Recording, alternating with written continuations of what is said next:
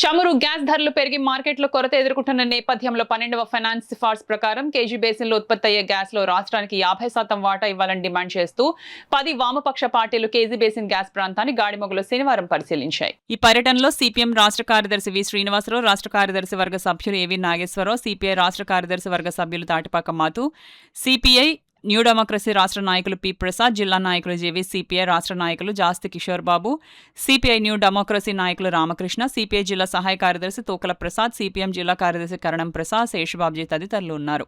ఈ సందర్భంగా నాయకులు మాట్లాడుతూ కృష్ణా గోదావరి D6 బేసిన్లో ఉత్పత్తి అవుతున్న సహజ వాయువు రిలయన్స్ కంపెనీ ఇక్కడ నుండి మహారాష్ట్ర, గుజరాత్లకు తరలించి వేల కోట్ల రూపాయలు గాలివాటంగా సంపాదిస్తున్నది. ఆయిల్ డ్రిల్లింగ్, ఇతర కార్యకలాపాల వల్ల నిత్య కాలుష్యమే కాక బ్లోఅవుట్లు, ఇతర ప్రమాదాల్లో రాష్ట్రంలో విలువైన ప్రాణాలు కోల్పోతున్నది. ఉత్పత్తిలో 50% రాష్ట్రానికి ఇవ్వాలని 12వ ఆర్థిక సంఘం సిఫార్సు చేసినప్పటికీ అమలు కాలేదు. మరోవైపు రాష్ట్రంలో గ్యాస్ దొరక సాధారణ ప్రజలు, చిరు వ్యాపారులు, హోటల్ నిర్వాహకులు తీవ్ర ఇబ్బందులు పడుతున్నారు. నిత్యావసరాలు, తినుబండారాల ధరలు పెరిగాయి. అందువల్ల కేజీ బేసిన్లో ఉత్పత్తి అయ్యే గ్యాస్లో 50% రాష్ట్రానికి ఇవ్వాలి.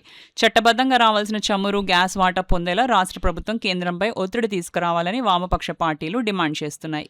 గ్యాస్ కానీ ఇవ్వకుండా నేరుగా గుజరాత్, మహారాష్ట్ర తరలించుకుని అక్కడి నుంచి దేశాలకి, రాష్ట్రాలకు అమ్ముకొని విపరీతమైన లాభాలు అంతర్జాతీయ రేట్ల కన్నా అధికంగా పెట్టి అమ్ముకుంటున్నారు. ఇందులో తయారయ్యేటువంటి దాంట్లో ఇక్కడ గ్యాస్ ఆయిల్లో 50% ఆంధ్రప్రదేశ్కి ఇవ్వాలి అని 12th ఫైనాన్స్ కమిషన్ సిఫార్సు చేసింది.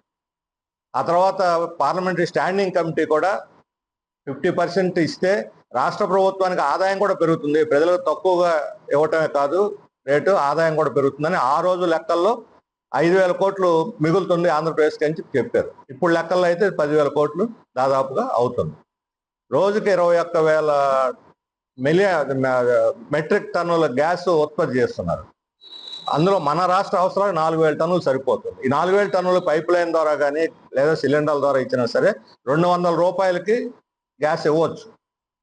కానీ ఈరోజు 1000 రూపాయలు 1,100 పెట్టుకుంటున్నారు. కమర్షియల్ రేట్ అయితే ఇంకా ఎక్కువ 3,000 4,000 పెట్టి కొనుక్కోవాల్సిన పరిస్థితి ఏర్పడింది. చిన్న చిన్న హోటళ్ళు, టిఫిన్ సెంటర్లు వీళ్ళందరూ కూడా మూతేసుకోవాల్సిన పరిస్థితి, నిరుద్యోగులు వీధుల్లో పడుతున్న పరిస్థితి.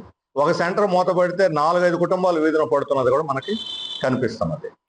ఉపసంహరించుకోవడానికి ఎందుకు కేంద్ర ప్రభుత్వం నిస్సిగ్గుగా వ్యవహరిస్తుంది? ఈ రోజు ఆంధ్ర రాష్ట్రంలో ఉన్నటువంటి సహజ వనరులు అన్వేషణ చేసింది ఓఎన్జీసీ, దాని మీద పెట్టుబడి పెట్టింది ఓఎన్జీసీ, కానీ లాభాలు పొందుతుంది రిలయన్స్ కంపెనీ. కాబట్టి ఇక్కడ నష్టపోతుంది ఆంధ్ర ప్రజలు. కాబట్టి ఆంధ్ర ప్రజలకి 50% వాటా ఇవ్వాలి. తప్పనిసరిగా దీని మీద పరిశీలన చేసి రిలయన్స్ కంపెనీ చేసుకున్నటువంటి ఒప్పందాన్ని ఉపసంహరించుకోవాలి. అక్రమంగా తరలించినటువంటి దానికి పెనాల్టీ వేసినటువంటిది ఏదైతే ఉందో 30,000 కోట్ల రూపాయలు తిరిగి ప్రభుత్వానికి చెల్లించాలని చెప్పేసి డిమాండ్ చేస్తున్నాం. ఇప్పటికైనా కూటమి ప్రభుత్వం కేంద్రంపై ఒత్తిడి తీసుకొచ్చి ఈ సహజ వాయువుల్ని 50% ఆంధ్ర ప్రజలకి వచ్చేలా చేయాలని చెప్పేసి అని ఈరోజు కూటమి ప్రభుత్వంలో ఉన్నటువంటి పవన్ కళ్యాణ్ కానీ అలాగే చంద్రబాబు నాయుడు కానీ వామపక్ష పార్టీలుగా మేము డిమాండ్ చేస్తూ ఉన్నాం. రేపు జరగబోయేటువంటి కార్యక్రమాల్లో, రాస్తారోకాల్లో ప్రజలందరూ కూడా పెద్ద ఎత్తున పాల్గొని మనకు జరుగుతున్నటువంటి నష్టాన్ని, రేపు రాబోయేటువంటి అధిక ధరల నియంత్రణకు జరిగేటువంటి పోరాటంలో మీరు సంసిద్ధులై పాల్గొనాలని చెప్పేసి, జయప్రదం చేయాలని చెప్పేసి అని ఈ సందర్భంగా తెలియజేస్తాం. ఒక ఐక్యకార్యాచరణ కూడా పరిస్థితి తీసుకుంటాము.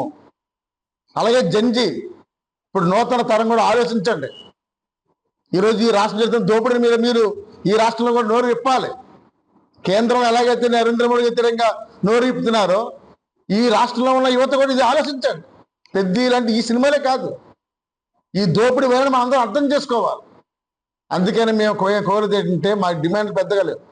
ఈ రాష్ట్రానికి 50% వాటా ఇవ్వాలి, మన గ్యాస్ మనకు దక్కాలి. దీని మీద ఇది తీరితే ఈ రాష్ట్రానికి నువ్వు ఎవరో అప్పు చేయక్కర్లేదు, ఇంకోరెవరు అప్పు ఇవ్వక్కర్లేదు.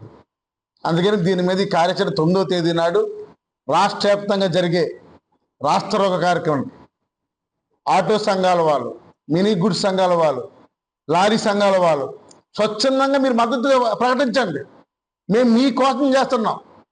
పెట్రోల్, డీజిల్ ధరలు పెరగడం అంటే ఇది సామాన్య మధ్యతరగతి నోట్లో మట్టి కొట్టినట్టే. ఇంత కీలకమైన దానికి ఒక రాష్ట్ర బంధు తరహాలో రాష్ట్ర రహదారులు నిర్బంధం ఆగాలి. అప్పుడే కేంద్రం ప్రభుత్వం కనిపోతుంది. కాబట్టి ఈ కార్యక్రమానికి అన్ని వర్గాల ప్రజలు జయప్రదం చేయాలని కోరుతున్నాను. 2007-8లోనే ఏకగ్రీవంగా తీర్మానం చేసి, అన్ని పార్టీలు ఏకగ్రీవంగా తీర్మానం చేసి కేంద్రం దగ్గరికి కూడా వెళ్ళింది. అది ఇప్పుడు మరొకసారి వేదిక మీదకి తెర మీదకి రావాల్సిన అవసరం ఉంది. ఇవాళ చంద్రబాబు నాయుడు నాయకత్వంలో ఉన్న కూటమి ప్రభుత్వం కూడా అసెంబ్లీని సమావేశపరిచి వెంటనే తీర్మానం చేసి కేంద్రాన్ని డిమాండ్ చేయాలని ఈ ప్రభుత్వాన్ని కూడా మేము డిమాండ్ చేస్తున్నాం.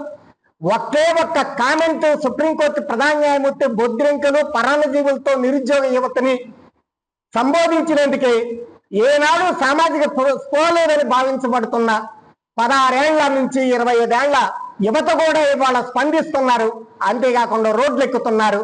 అలాంటిది ఇంత తీవ్రమైన టెర్రరిస్ట్ దాడి ఆంధ్ర ప్రజల మీద సాగిస్తున్నప్పుడు, మా కేజీ బేసిన్ సహజ వనరులను కొల్లగొడుతున్నప్పుడు ఈ రాష్ట్ర ప్రజలు యువత కూడా రంగంలోకి రావాల్సినటువంటి బాధ్యత ఉందని చెప్పి వామపక్ష పార్టీలు అభిప్రాయపడుతున్నాయి. అందులో భాగంగా ఆందోళనకి కార్యక్రమానికి పిలిపించాం.